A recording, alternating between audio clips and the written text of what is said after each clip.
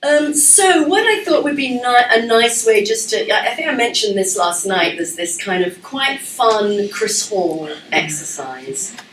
And as I say, Chris Hall is somebody who worked with Bandler for a long, long time, and modelled him and produced a lot of, who has worked with Chris? 1, 2, so quite a few people, yeah, half the group have worked with Chris.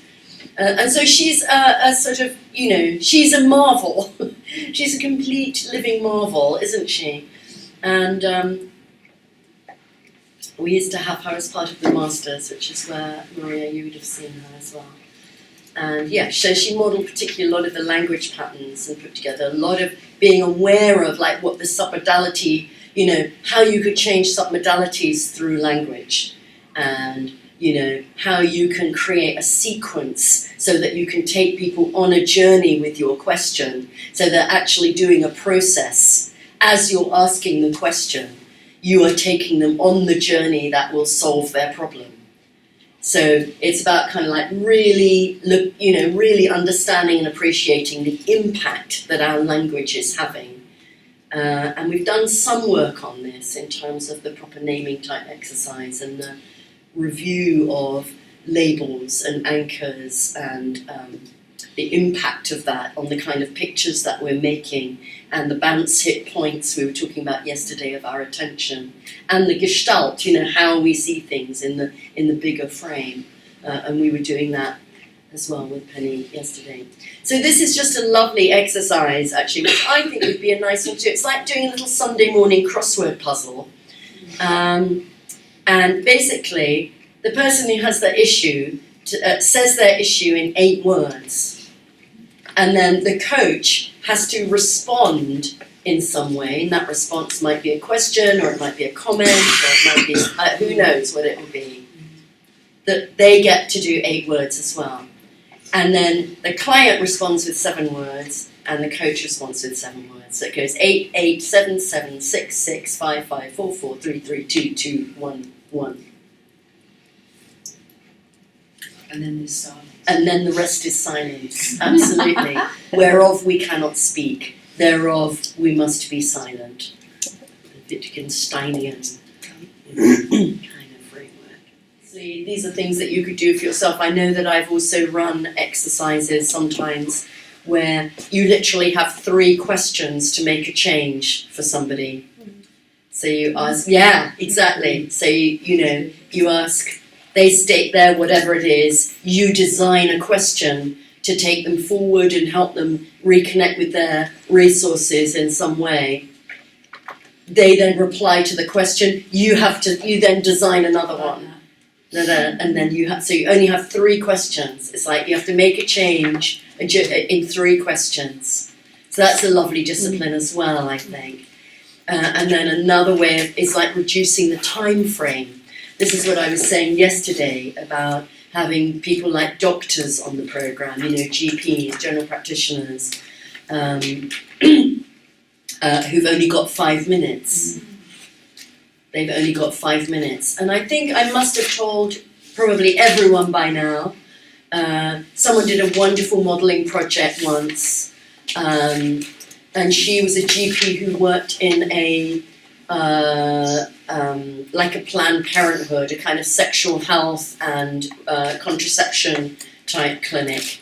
And she did a modelling project on teenage girls who managed to protect their sexual health and take appropriate kinds of contraceptive, action, as it were, in their lives. And she did this kind of modelling project, and so she only had like 5 minutes per person.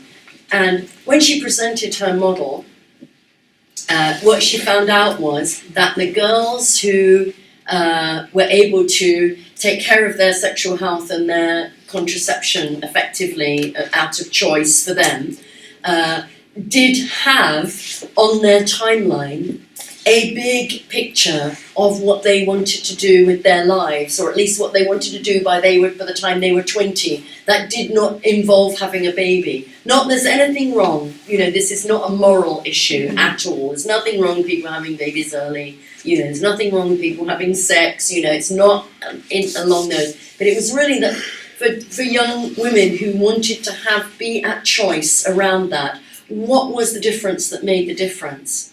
And so then what she was able to do, and one of the things that I always remember her presenting in her modelling project session at the end, was how she had used her 5 minutes with one girl who was like 15, something like that. And so while she was doing, as we all know, sorry, Jonathan, this is such a kind of classic, pop up on the everyone uses the verb pop. Carol Sorrel is like, pop up on the just pop your clothes over there, just pop your feet into these, it's just awful. As you will soon be, I'm sure, seeing again, this is my So while she was having so when that was over, the examination was over, and she's got this literally 4 or 5 minutes, she started this chat with this girl, going, so do you know yet what you want to do? And this girl was going, well, I want to be a hairdresser. And she used that time to do what we did yesterday, which was make the representation of the goal bigger, brighter, more substantial, more motivating. And she did that just through going, oh, that sounds nice. And kind of asking her, well, what would that be like? How do you see, that sounds really great. So she's just engaging on the idea of this girl being, getting her dream job as working in a hairdresser's and, becoming a hairdresser. And then, so she just kind of did that, and then she said she's such a sweet, lovely person as well. Anybody would want her for their doctor. She said, and she was Scottish actually. She said, is there anything you'd like to ask me? And she said, and this girl went really, really quiet. She went like this.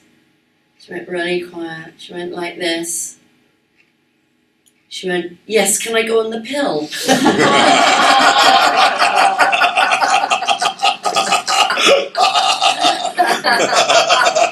So it's an intervention, but it was from a bit of modelling, and it was a 5-minute intervention. It wasn't I've heard, that girls who want to kind of do it, she didn't go into any of the background. She just helped the person have that choice. Bring up that picture, make it more real, and then have the choice. It was just such an incredibly elegant piece of work. That's true NLP in the wild. It's true NLP in the wild. Absolutely brilliant piece of NLP. The modelling and the coaching, all within a little time frame, all conversational and natural. Incredibly elegant. So again, I think if we're sort of focusing on elegance, bringing our words down, bringing the time frames down, all of those are kind of really worth doing. Sorry.